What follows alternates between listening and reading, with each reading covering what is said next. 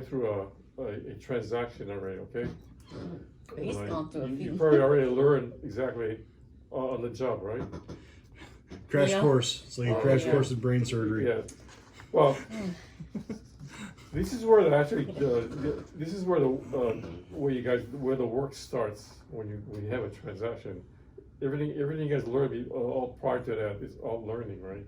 Yeah. And the thing is, you're really not going to absorb everything until you actually do this. Do it, yeah. Okay, like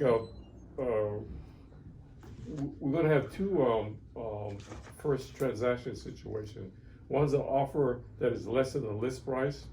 Well, maybe about, when I say less, quite a bit less than the list price. And the other will be multiple offers. Okay. The easy one, of course, if it's you get an offer that comes in as a full price offer, then to me it's going to be very easy to convince if you put it together.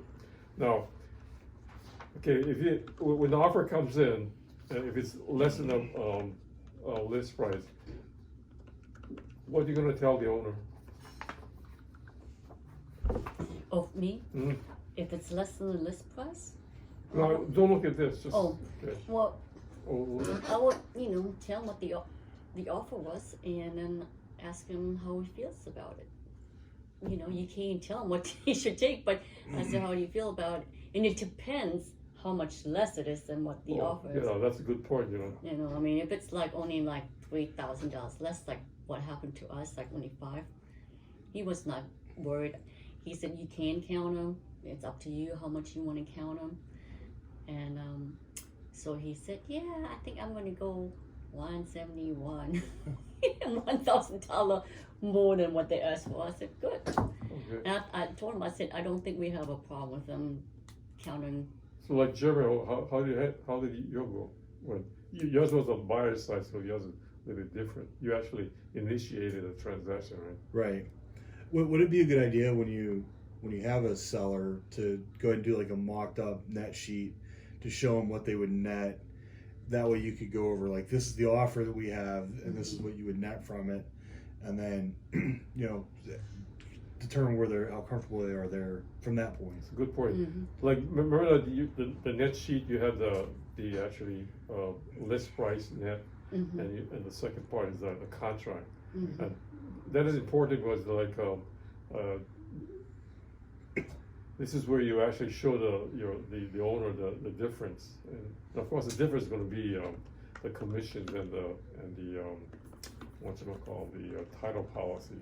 Yeah. Now, speaking of net sheet, it's important regarding this first transaction. Now, you guys you both understand the net sheet, right? Yeah. Okay. You and I went over it, and then we went over in class too. Right. Okay. Yeah, I think we actually practiced one, right? Yeah. Okay. And then I had to do one for my seller, and I just wanted to make sure how to do it again, make sure I actually done it right. So there was only one spot that I kind of Okay. Right. switched up. Because I think I'm glad you mentioned that, Jeremy, because I failed to put that in. Before you call we talk about this is your listing now, okay, on the listing side. Before you call the owner, if the offer is much less than the list price, you actually figure out the net, because as you know, when you actually talk to when you first go to a listing presentation, 9 out of 10 times the owner going to tell you, how much am I going to make? What's my net going to be?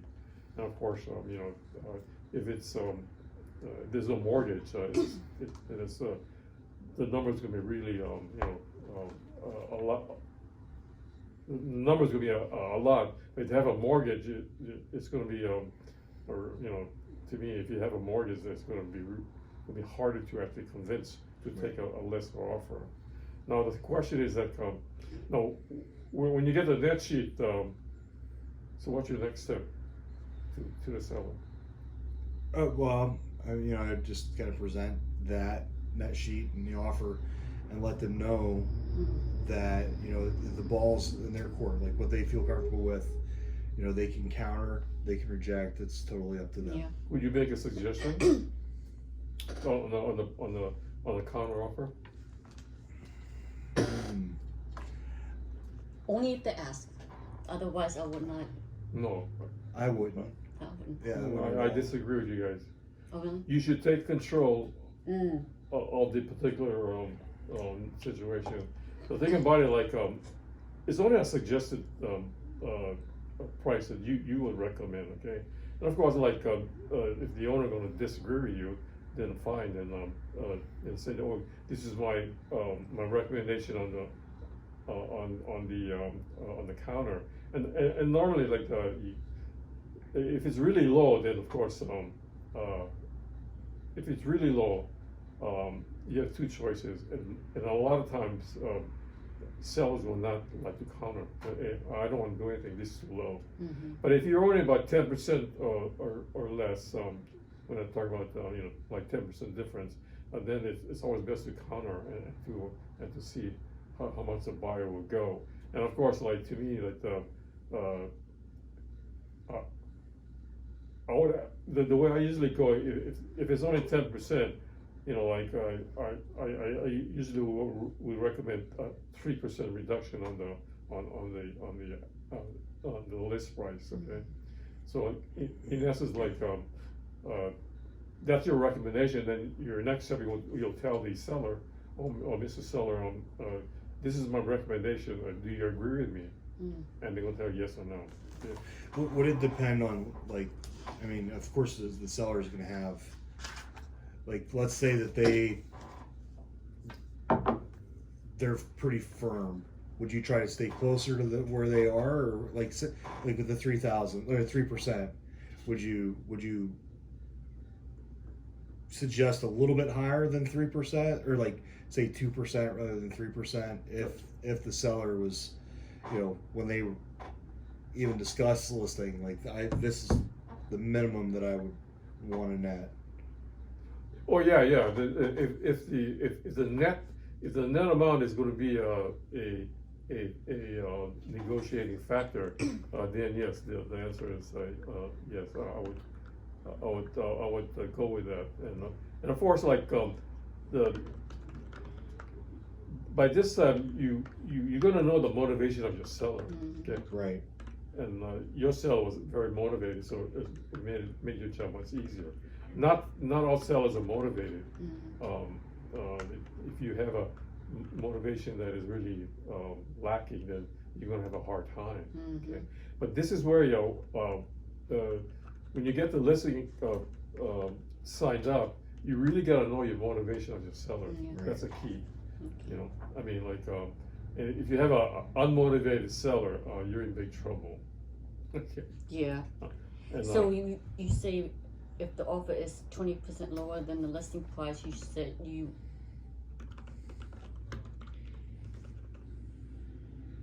your suggestion is to not count on, just let it go, or to no, if it's 20%, if it's 20% or less or really low, I would not counter. or less. Yeah. Okay. That's my opinion. Or find, yeah. Or, like, again, that's your suggestion to the seller. But at the same time, you tell the seller, okay, this is my suggestion. I will go back to the buyer's agent and just tell them how you feel that the offer is way too low, and they feel because it's too low they don't want to counter.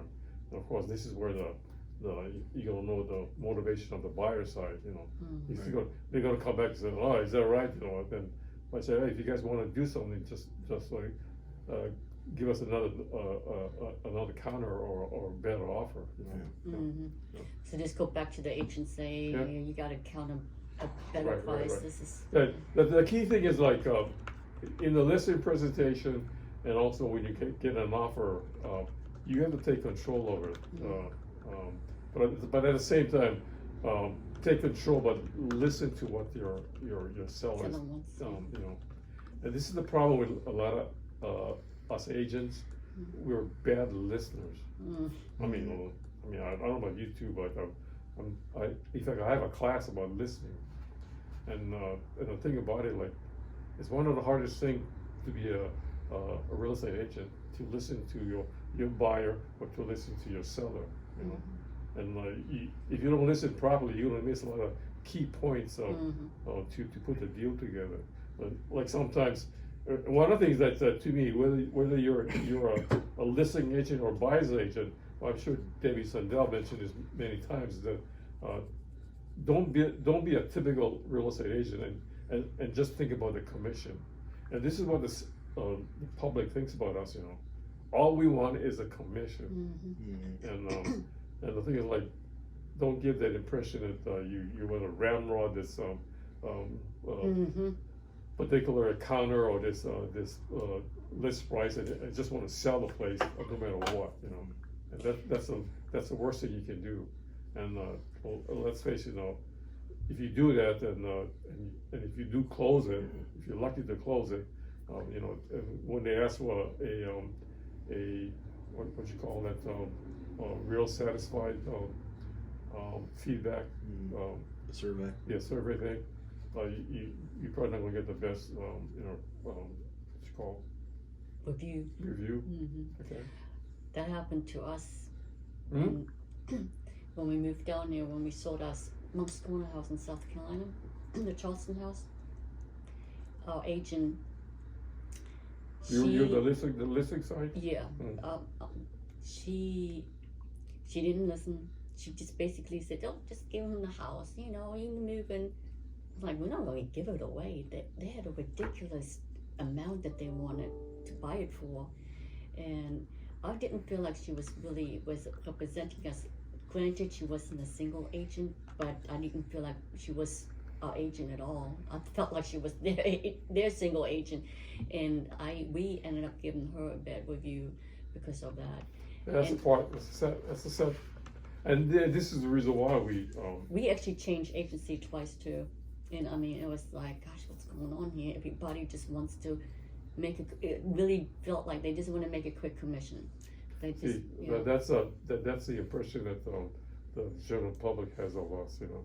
And the thing is, like, and it is hard because, like, I'm sure you guys would agree with me that you want to do the right thing, but at the same time, like your particular buyer had to go through four or five other agencies, right? And you know. And the thing about it, like, you have a situation like that you're against other agents that are lousy. So when you first got the buyer, you already knew that they had they used 4 agents already. Yeah. They already told you that. Yeah. It was like one of the first. They told you that. Are you gonna be one of those? They were shocked because. Okay, so it was actually referred by another agent. Yeah, And he sent me the referral at like 1 in the afternoon. He'd just gotten off the phone with them, and I called them by 1:30, and then I went over and saw them before 3 o'clock. And they said that they couldn't even get other agents to come out and see them. Everything was by phone. Everything was by phone.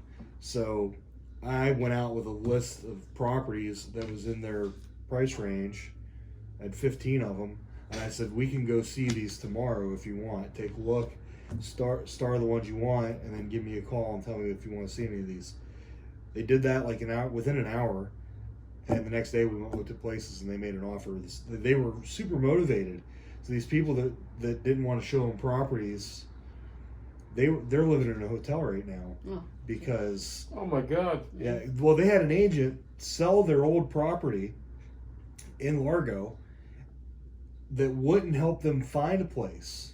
What? Yeah, she only wanted a list. She didn't want to help them buy. So they thought, well, we're going to list as soon as we sell it. You know, they wanted to have an offer in on another place before they closed on their place. Yeah, right. And the agent just kept putting it off. It sold pretty quickly. They weren't happy with the process that they went through. Oh my God, that's horrible. And they've been in a hotel since just before Christmas. Oh gosh. Is that right? Yeah. About 2 months. Oh, It's been almost 2 months. Yeah, it was just it was like the first week of December that they. Well, I'm glad it got you, Jeremy. Yeah. Oh, that's so sad, you know, isn't it? Yeah, I mean, and the thing is like, I get kind of what they're difficult. Like I'm not gonna Picky. lie, no, not they're picky. It's just that they both have these health challenges that make it really difficult to. Well, what's wrong with it? Well, she was in a really bad car accident Mm. and suffered brain damage from it, so she has a hard time remembering things. Oh, That's okay. the She trouble, functions yeah. well, but if she's bright, she's intelligent, she can have a conversation. Just her memory's shot. Like you can tell her something, and 10 minutes later she'll have a hard time recalling that you told her. Mm. So like I get like okay, that's a challenge, but it's something that if you put a little bit of work into, you can do a good job for these people. It really and he's a vet, so like What is it? a veteran. Oh, okay. So like, and he's a really good guy. Not, like they're both like super personable, but they both have health challenges. Like him, he has a hard time walking. He's a fall risk. So you have to pay attention when you're around them, when you're showing them properties, because you don't want them to fall, especially if there's stairs. So like, he almost fell one day, and I was standing behind him. I was like, oh crap, you know. Like, but it was annoying because to me, it's annoying that other agents just completely wanted something easy that was going to be. Well, just because of their disability, that you know, I see here again. They want something that is a piece of Easy. cake, you know. Exactly, like just to get a quick check and then be done. Yeah. And you know, I was talking to them one day. I was driving them all. We drove all the way up to Oldsmar from South St. Pete, and on the way up, they were like, "Yeah, we wouldn't even recommend Caldwell Banker, period. Let alone that agent." They're like, we weren't happy with anybody that worked in that office. So the listing agent that sold the house was Cole Becker. Yeah. Okay. You know, I drive all the way out to John's Pass, which is like, I live in, And for you, that's a pretty good drive. Yeah. but you know, I don't mind. You know, I'm like, Well, that's part of the job, you know. it is part of your job, and that's how they should see it. You know, it's your job. You need to, you know, make sure your clients' needs are taken care of. I mean, you know, if they can't do computers or sign on electronically, Yeah, that's then what I you- did you know, yesterday. I drove out. They had to digitally sign some stuff. They have no idea how to use a computer. Yeah. So I drove over to their hotel. And set sometimes up. you have to kind of lead their hands a little bit. No, Jeremy, you're a good guy. Good guy. Yeah. Well, I come from healthcare background before I came here. Oh, is that right? Yeah. Yeah. So like, and my wife's she works at the VA. So like, my dad's a vet. So like, I have no problem. Like I can relate to these people. Yeah. But I shouldn't need to, like, you shouldn't need to just relate to somebody. No, Like, you should just do that anyway. Exactly. Yeah. Like, it just drives me crazy. That, Yeah, human kindness should be in every job. Well, you know, the sad part about it is that you know, there's a lot of good stories in this office, and but like yours, because Ruth doesn't tell a lot everything about the good things, but there's a lot of bad stories, but not necessarily Cole Banker, but other agencies out there. Right. And the thing is, like, I hate to say this, but it's good for us because you know, we, you know, Makes us look better. exactly. yeah, you get a better reputation. Yeah. Exactly. Yeah. And I get, like, the agent that sold the place is probably one of those agents that all they want to do is list. Yeah. They don't want to work with buyers because, you know, buyers can be a pain. But Well, things like, you know, the thing that person should have done is, okay, fine, there's nothing wrong with that, but knowing that's what you want to do, find have another somebody else agent. in the office, Yeah. be the buyer's agent. Yep, Exactly. Right? exactly. And give them a referral and say, this is I'm just going to do the listing, but they need to find another house. Yeah, Here's your here's a listing. potential Yeah. buyer, Right, right? right. I totally agree. It's crazy that they simple didn't as think that. of It's No. very, I mean, I'll be so happy I to say do it's it. simple, but you know. Yeah, I always love, you know, when you guys tell me these kind of stories. I mean, of course, I've listened to all these stories for the last, you know, you guys know that I still own my own company, right?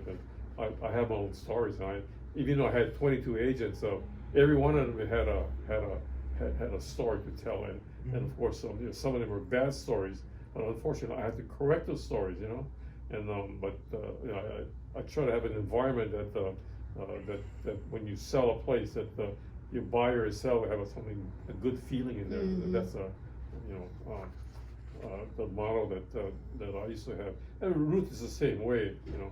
She and I had the same, we think the same way, you know. And but it's so sad when you hear all these kind of. Anyway, I don't want to digress on it. It burns me up, you know. Yeah. You know, you know? Mhm. Anyway, like okay, the other part is the. You guys heard about multiple offers, Mhm. especially you're going to have in this environment today. We're going to have multiple offers, and you heard stories about. Now, Ruth mentioned it. You know, I think it was the last or the week before a Zoom meeting about one of our agents had a verbal offer by text and by email that the listing side or the seller accepted their offer, but the contract wasn't signed yet. Everything was approved by text and by verbal. Mhm. And of course, when they went back to write the offer and the contract, the listing site came back and said, "Oh, by the way, we got another offer, which is higher than yours." And it was all signed and sealed. Right. Mhm. And so, like, don't take for granted that your particular offer, even though it's verbal or by text, Hold on. Not legal. yeah, Yeah, Debbie always says that. exactly. Write me a contract. Has to be Yeah, in a Send me contract. a Yeah, contract. exactly. Mhm. Just get it in. Okay, but if you get a multiple, if you have a good property, most likely in this environment, you're gonna have at least 2-3 offers coming in. And the way I handle it, is this: that when you have a multiple offer situation, when you have 2 offers that come in at the same time, you're gonna have that's a multiple offer. Mhm. The way I usually like to handle it is that, knowing that you're gonna get more offers coming in the next day, I usually tell the seller, let's just wait for 72 hours and just hold all these offers, but at the same time, tell the 2 offers that came in, the seller decided to hold the offers until 72 hours, and we're gonna have multiple offer situation.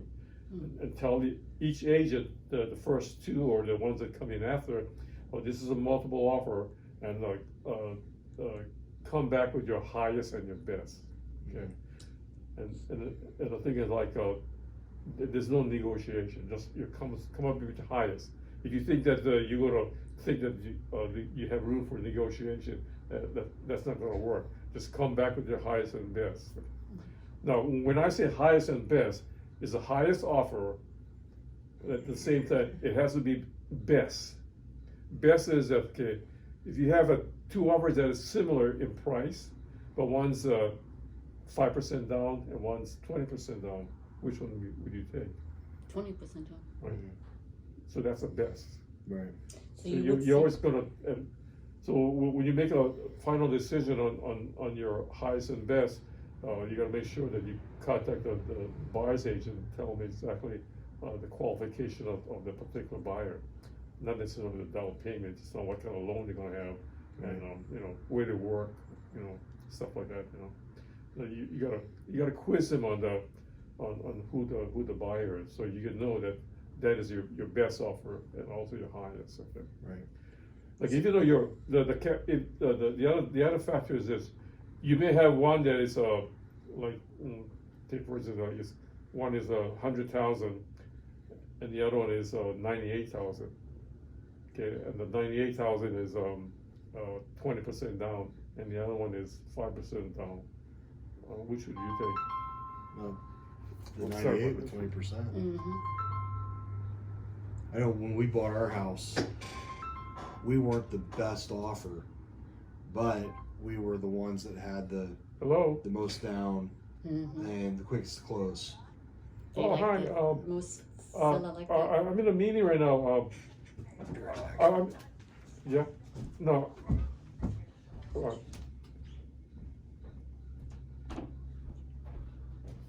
Where's she calling me at this number here?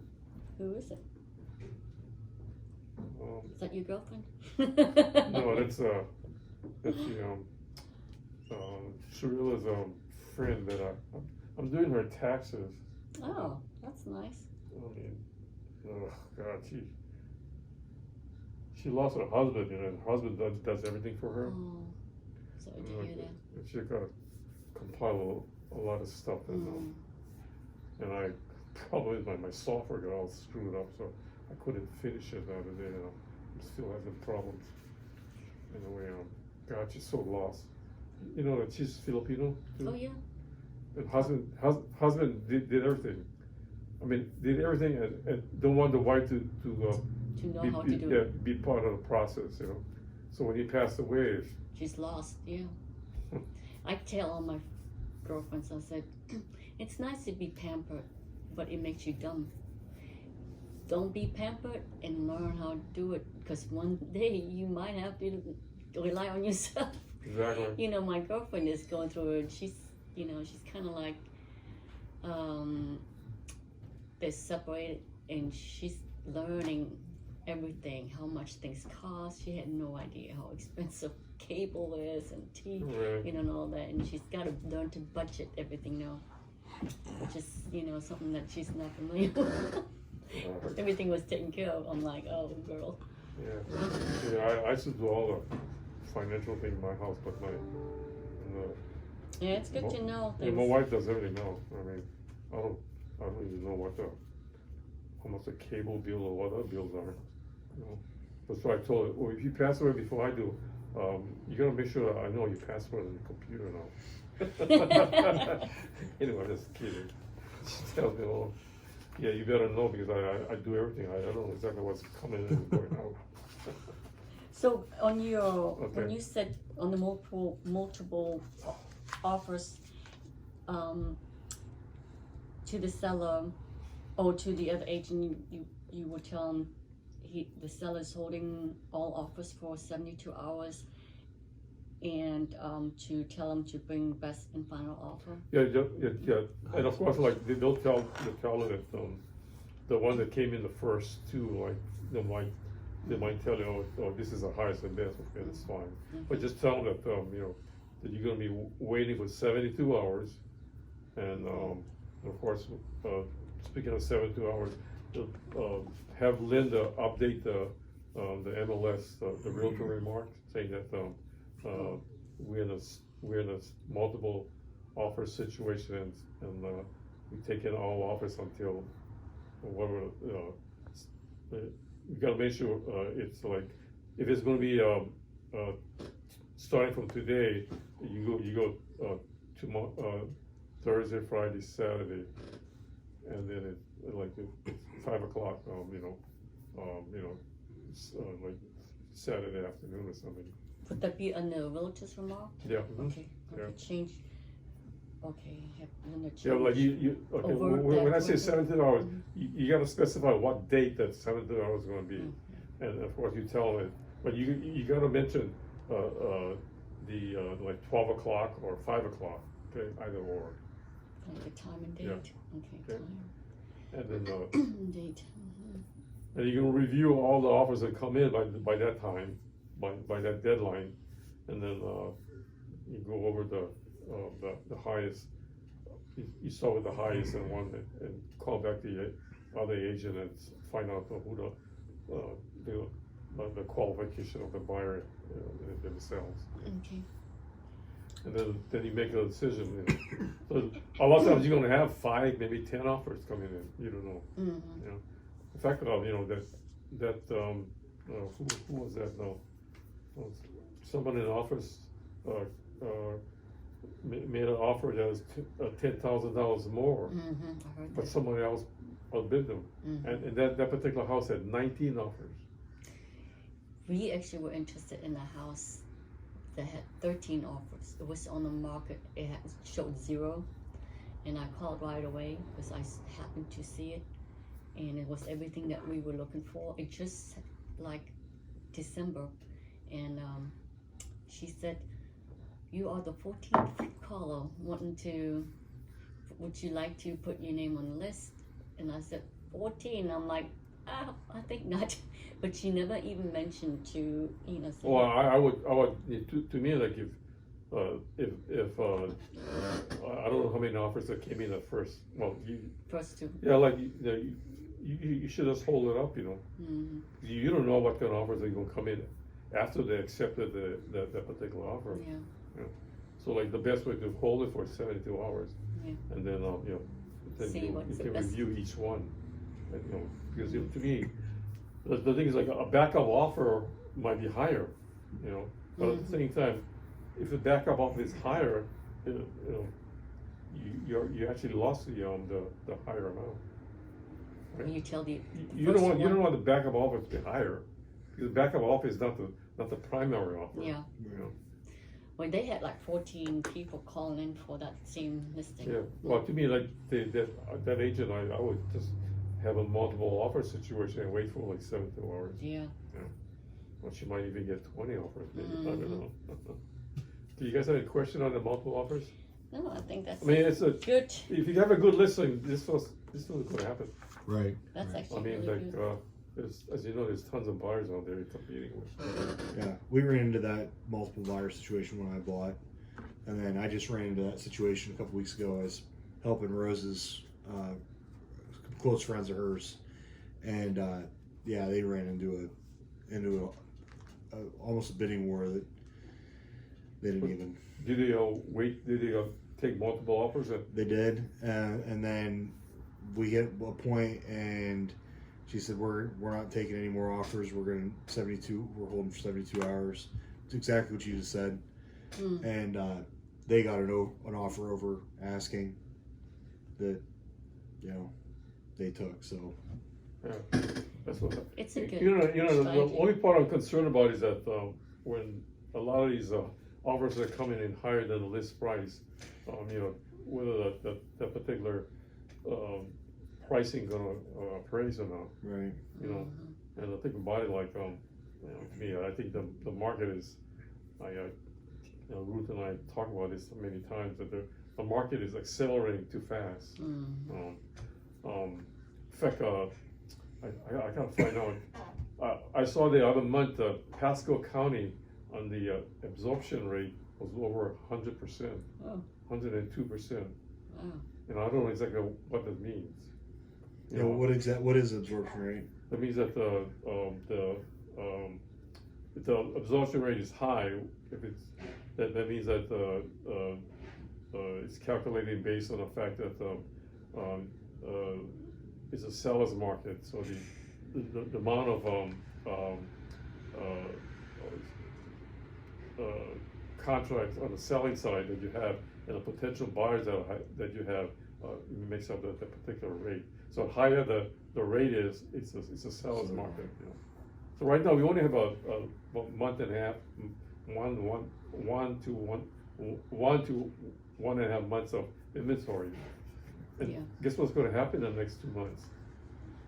Gonna clip?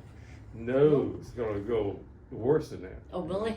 Now, if you have it less than 30 days, oh my God, it's I still see some on the market. They're like 100 and some. well, those are exceptions. There's always an exception. Those will be the 0.5% or less. We've been thinking about selling our house because we bought it at 167 4.5 years ago, and my neighbor, her house is almost exactly like ours. I mean, it's almost exactly. She just listed it for like 284. Yeah, everything's gone. And We're thinking I was about like, the same man. thing. So where you gonna go then? Well, I was thinking of a couple of options. Like my folks have a place with a rental downstairs, and buying a fixer upper, because you can get some pretty decent places significantly cheaper than there. So we were thinking about that. And then we were also thinking she wants to try different areas, so like maybe renting on the beach for a year, and then renting downtown for a year, see what she likes more. And then as my career takes off and we have a little bit more. Well, that's an idea. You got kids? No, we're working on it. That's where I've been at the doctor so much lately. Okay. So No, like if you go, once you have kids, so you really gotta Well, anyway, that's not different. That's, on my Well, and that's what we're side. thinking. We're thinking since we don't have kids now, Yeah, oh, yeah, and we're exactly. That's what I trying. mean. Yeah. we could live downtown and Yeah. enjoy Yeah, the yeah, downtown yeah, yeah, lifestyle. yeah. And then if we have a Exactly. kid, move over by the beach, Yeah. see how we like it You there. guys are still young, so I mean, you have time. It's the woman who has the word. You guys not so much, but What? women have to be a certain age to have Well- less risk of pregnancy. My grandfather had his first child at 45 years old, and then he had 7 more. So There you go. There you go. yeah, my grandmother was 24 when they met. Yeah, women are different. We have literally like a window that we should bear, but men, they can do it at Yeah. 90 if they can, Oh, that's true, yeah. you know. Well, it's a party like, well, anyway, back to the market, though. I just want to emphasize, I'm just cringing that we don't get below 1% on the inventory. It's going low. Because, I don't think I've been in this business over 27 years now, almost 30 years. Never been like this before. You know? Well, in 2008, how it was like the opposite, where you couldn't sell your house. I mean, you like Or almost people were giving it upside away. down. Yeah. Yeah. Well, the thing, you know what happened, right? The market accelerated too quickly. You know that the prices were going up so fast, and all of a sudden the banks start lending. Yeah. Once they stopped lending, the market just went completely opposite. There's a really. Have you ever seen The Big Short? No. Oh yes, that's Yeah, that good movie, example. he really explained. They did a good Oh, job yeah, explaining exactly. it. They put all these crap loans in with the good loans, which drag down even the good because they bundle all those things together and they sell them. And they had so many in there that were just crap that it brought the whole. Well, remember that Oh, yeah, I do remember a particular one to talk about this waitress in Miami that she had like 5 or 6 properties, 5 or 6 condos, and she's a waitress. You know how she got those? You know how she got the loan? One of based on a stated income. Mm-hmm. Yeah. Her credit score. Well, I'm not talking about her, but I know situations that people here in Renton Beach and the St. Bay Beach waitresses. Yeah, they had a 720 credit score at the time, and all they had to do is they put I made $100,000, and even though they say I'm a waitress, it didn't matter. The key thing was that she had a 720, 720. And these waitresses had bought 5, 6 properties. And guess what happened? Couldn't afford them. Yes. It's crazy. I applied for. I was thinking about buying. I used to live in Gainesville, and I was thinking about buying up there, and I only made I think it was like $10 an hour, $10-20 an hour. But I worked for the state. I had a good job for my degree. It was considered a good job, and I put in. And I actually, when I applied, I accidentally put an extra 0. I wasn't even trying to lie about my income. They offered me. I got a pre-approval for $320. Right. Yeah, I made $10 an hour. I was like, Back then, That's what it is. Stated income, they called it. yeah, I think it was 2005 or 2006. didn't Yeah, Freddie I was Mac part and of all that them time. got in trouble for that? Yeah. Yeah. I remember Well, that's Yeah, why the yeah. government took over all Yeah. those. Well, think about I can always remember, for what's good for, our broke. I made a ton of money. Oh, I bet. I mean, it was kind of I don't want to tell you all these kind of, but they're all legitimate loans, right? I had a situation like this. Okay, I had listed this property for $350,000 at the time, and the buyer offered full price. So when we came to close, right, I was on the other side of the table, and I looked at the guy and said, "Hey, how old are you?" "Well, I'm 25 years old." "Oh, there, red flag, I said that I asked the agent, "So what kind of loan we having here?" "Oh, it's a good loan, 1.5%, I said, "Yeah, okay, do you know that loan is only for 1 year?"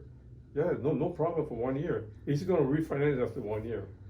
I said, "Okay." Then I stopped because if I tell him more, he might cancel the deal, right? Right. So after they signed it, and I told our agent, can you come to the office in the title company? I want to talk to you about something.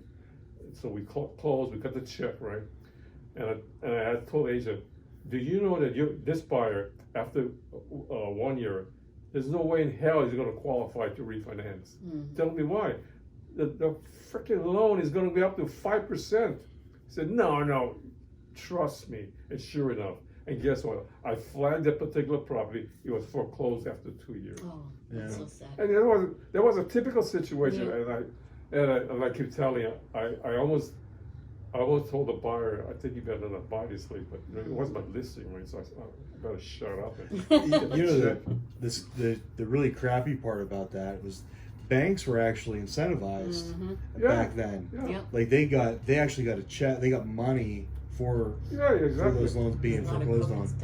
Really was, yeah. And there was you a know, lot of the other situation that happened in those days was that it happened twice in my company. That we closed a deal, right, and it was a kind of a funky lender. I never heard of it before. Closed the deal, and guess what happened to our check? It bounced. Oh my goodness. Yes. Even though he was pre-approved and No, everything. we closed the deal. the bank's check. And The bank's financial institute. we closed the deal, and of course the property was exchanged from buyer to seller, and of course then the seller got the check, and all of our checks bounced. Wow. And I told the title person, no, to me, there's no way in hell that my seller is gonna get rigged on this. I said, no, the title company, because of the guarantee, once it passed title, they're responsible for the loss of revenue. Yeah.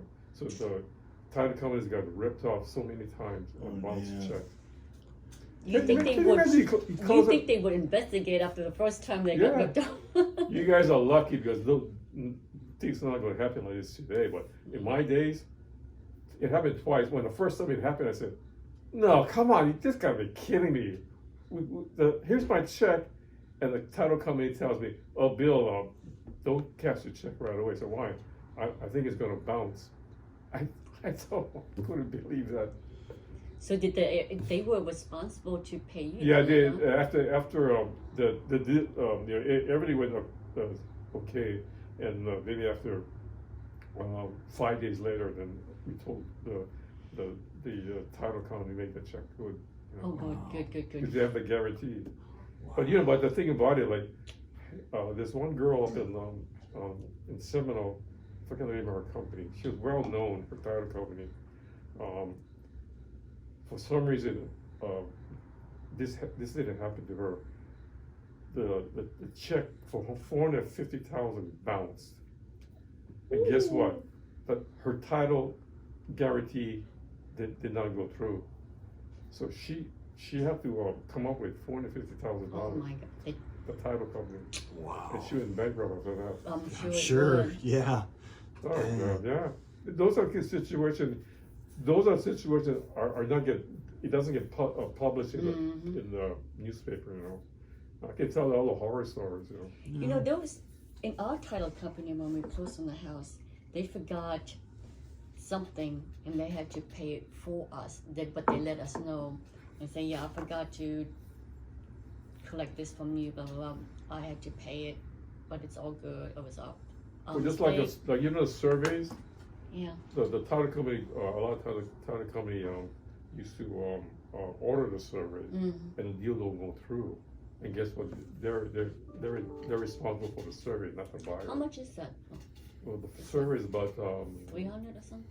yeah, about $300. I think that's what she forgot. Yeah, but now She ended up having to pay. the title companies will actually have the buyer sign an authorization sheet. So if the deal doesn't go through, they're responsible for the survey. Well, they paid something that she forgot to collect from us, and she said it was their responsibility, and so Yeah. they pay for it. I'm like, okay. That's enough of horror stories. You guys are lucky. I like it. They actually are very educating, though. You know what people going through. I bought a place down in Ruskin in 2011, and I felt bad for the lady that we bought it from because she bought it. It was a 5-bedroom, 4-bath. She bought it for just shy of $500,000, and we bought 123. And when she bought it, that house was full of Chinese drywall. Oh, God. And she had to move out. Like almost, she got in and was there for just a few weeks. Oh my gosh. Realized it was full of Chinese drywall. She had to move out. She was in the process of getting it all replaced and lost her job.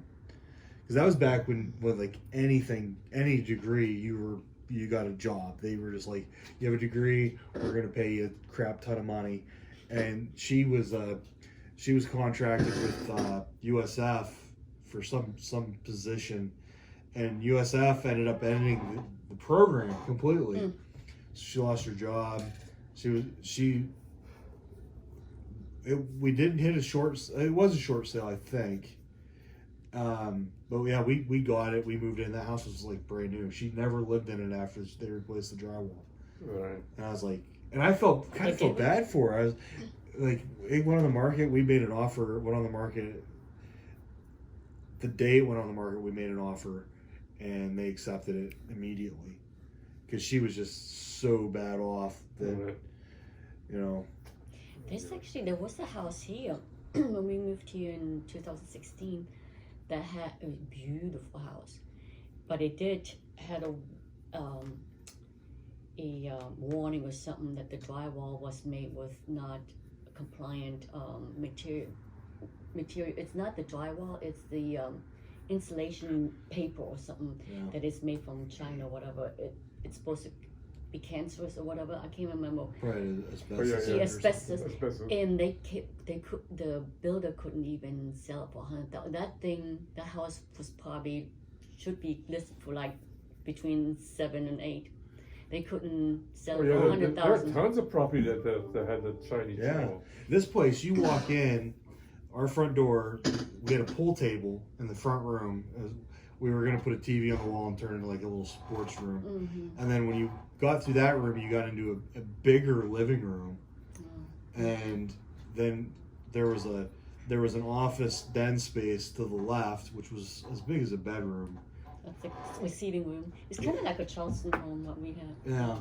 And then upstairs, as soon as you got upstairs, there was a landing, which was as big as our living room is now.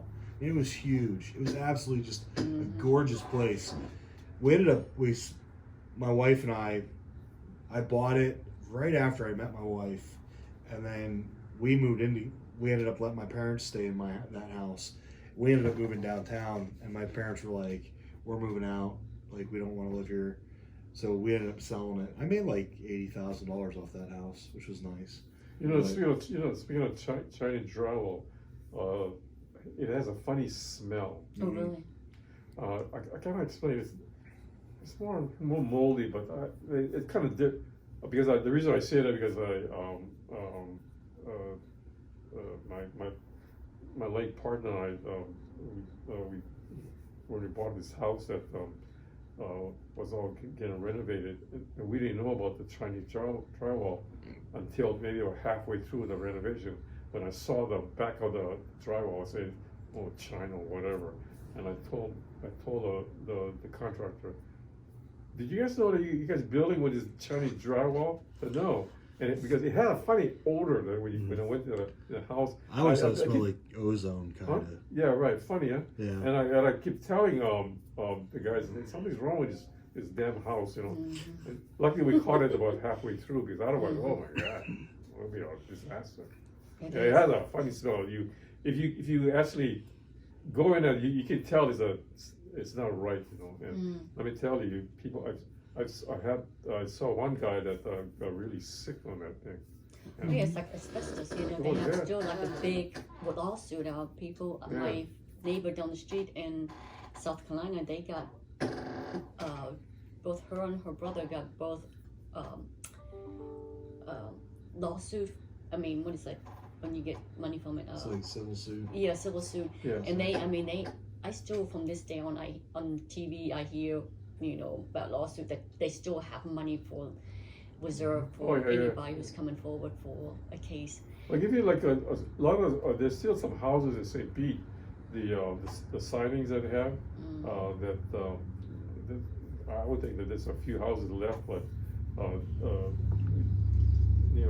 some of the houses down in St. Pete used to have those kind of asbestos signings on the outside. And of course, if you don't disturb the thing, then it's okay. But once you mess around with it, then all the crap will come It's out. the particles that Yeah, kill. right. I mean, I don't know. Paint, like with us, we have to have a lead free paint. Yeah, I think it's document. to me. I think that particular clause should be going nowhere. It's been, I think, Yeah. it's overused. I mean, it's bypassed or whatever. Anyway, I disagree with a lot of stuff. But that's okay. You got any questions? Well, for the number 2, right, the multiple offer comes in the same time. No, I think that's good. Yeah, that's Gave going us to some be. good ones. If you guys are going to listen, a good listen to the Timmy, use the multiple offer situation because it's going to help you come up with the highest and best price. Again, just remember now, when I say highest and best, the highest price may not be the best. Right. Okay. All right. Just remember that. And